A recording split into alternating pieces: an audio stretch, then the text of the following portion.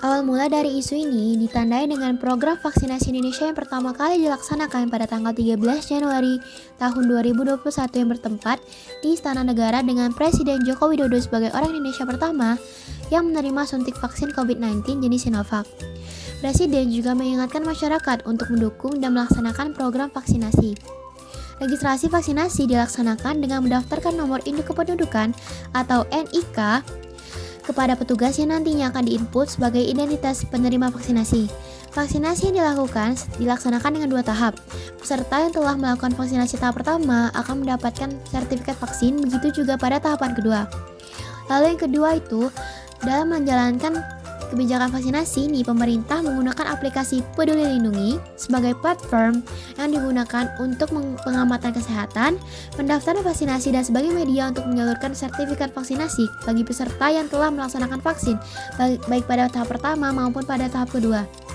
Pada sebagian masyarakat Indonesia, vaksinasi menjadi hal yang penting untuk dilakukan. Selain untuk menciptakan kekebalan komunal, vaksinasi juga diperlukan sebagai syarat administrasi untuk bepergian.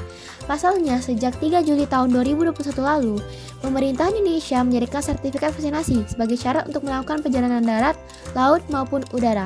Dilansir dari CNN Indonesia, dokumen bertajuk Panduan Implementasi Pengetatan Aktivitas Masyarakat pada PPKM atau Pemberlakuan Pembatasan Kegiatan Masyarakat Darurat di Provinsi Jawa dan Bali menyebutkan syarat kartu vaksinasi COVID-19 wajib bagi penumpang di seluruh moda transportasi.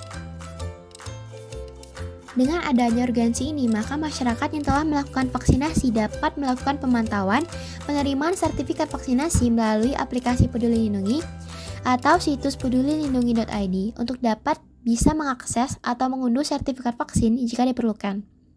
Namun, keterbatasan dalam sistem ini kerap muncul, di antaranya adalah keharusan untuk terhubung dengan internet untuk dapat mengakses aplikasi atau situs ini.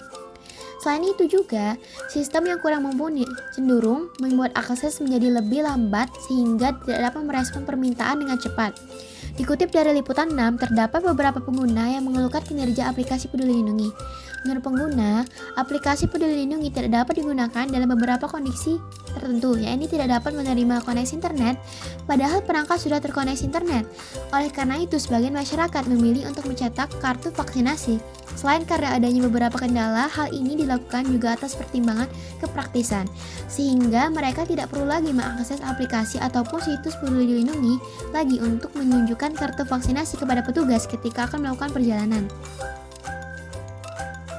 Oleh sebab itu, hal ini banyak dimanfaatkan oleh sebagian orang untuk menawarkan jasa cetak kartu vaksin, baik itu secara langsung maupun melalui internet.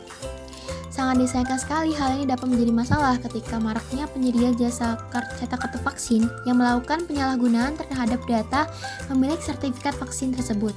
Penyalahgunaan ini tentu saja berpotensi merugikan, karena dalam mengakses atau mengunduh kartu vaksin, tentu diperlukan NIK sebagai identitas utama selain nama lengkap. Selain itu, setelah dicetak pada kartu vaksin, tertera juga nama lengkap beserta NIK pemilik.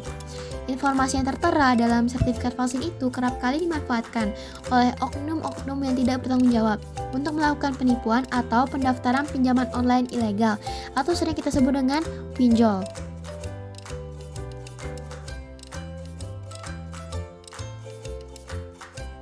Data pribadi adalah sesuatu yang harus dilindungi karena pada dasarnya data pribadi merupakan hak privasi setiap orang. Berdasarkan Peraturan Menteri Komunikasi dan Informatika Nomor 20 Tahun 2016, Pasal 1 menyebutkan bahwa data pribadi adalah data perseorangan tertentu yang disimpan, dirawat, dan dijaga kebenaran serta dilindungi kerahasiaannya. Seharusnya dengan berdasar pada peraturan ini, siapa saja dan di mana saja orang lain harus menghormati data pribadi yang menjadi bagian dari hak privasi agar data pribadi orang lain tidak tersebar luas.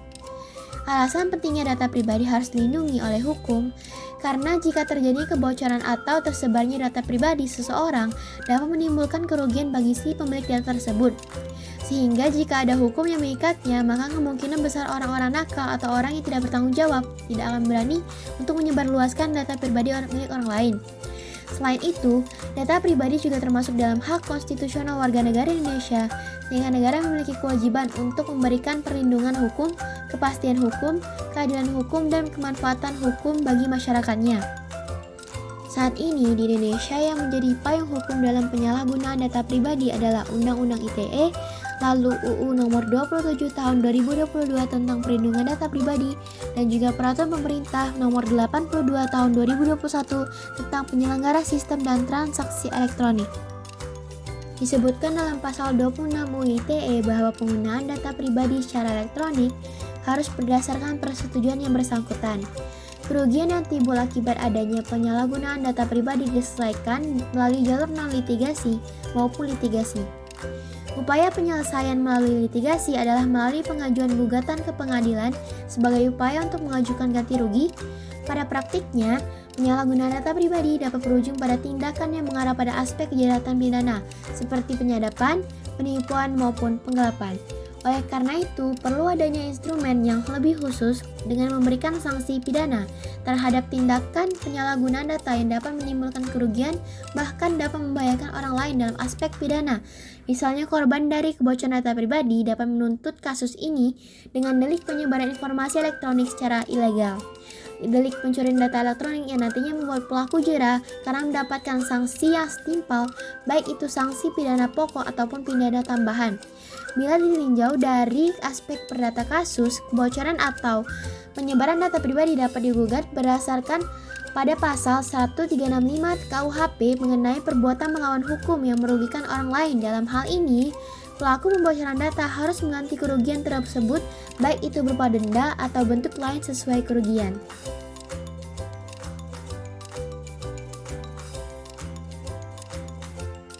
Seperti yang sudah dipaparkan sebelumnya, pencetakan kartu vaksin ini dapat menjadi salah satu sumber kebocoran data pribadi seseorang. Saat ini masyarakat yang sudah melakukan vaksinasi sesuai ketentuan akan mendapatkan sertifikat atau surat keterangan bahwa dirinya sudah divaksin. Dengan adanya peluang untuk memudahkan masyarakat saat akan menunjukkan sertifikat vaksinnya, para pengusaha jasa cetak kartu membuat promosi berupa pencetakan sertifikat vaksin dalam bentuk kartu dengan dalih untuk memudahkan masyarakat saat akan bepergian dan lebih praktis. Namun, tanpa disangka, dari maraknya jasa cetak kartu vaksinasi ini justru menimbulkan kasus kebocoran data pribadi bagi para pelaku cetak yang tidak bertanggung jawab. Karena saat akan mencetak kartu ini, si pencetak akan meminta data diri kita mulai dari nama lengkap, nomor NIK atau nomor KTP, nomor HP, dan data lainnya. Dari sinilah kasus kebocoran data pribadi mulai tersebar. Si pelaku akan menghubungi nomor tersebut untuk meneror atau bahkan pelaku jasa cetak kartu yang tidak bertanggung jawab bisa mendaftarkan biodata konsumen untuk melakukan pinjaman online dan hal-hal lain. Oleh karena itu, pemerintah memberikan kesempatan bagi korban yang merasa bahwa telah terjadi kebocoran data pada data pribadi mereka untuk dapat melaporkannya dengan mengajukan gugatan perdata bahkan pidana. Kemudian, Kemendak melalui Direktorat Jenderal Perlindungan Konsumen dan Tertib Niaga atau PKTN telah meningkatkan pengawasan jasa layanan cetak kartu sudah vaksin COVID-19 di lokal pasar Indonesia. Menyikapi hal itu, Kemendak juga bekerja sama dengan Asosiasi E-commerce Indonesia atau AIDIA untuk mengawasi perdagangan jasa percetakan kartu vaksin secara online. Dari upaya yang dilakukan oleh Kemendak ini, Ditjen PKTN melakukan proses penurunan atau takedown yang mengandung kata kunci jasa cetak sertifikat vaksin dan sejenisnya supaya tidak ada lagi masyarakat yang terkena dampak negatif dari jasa percetakan ini.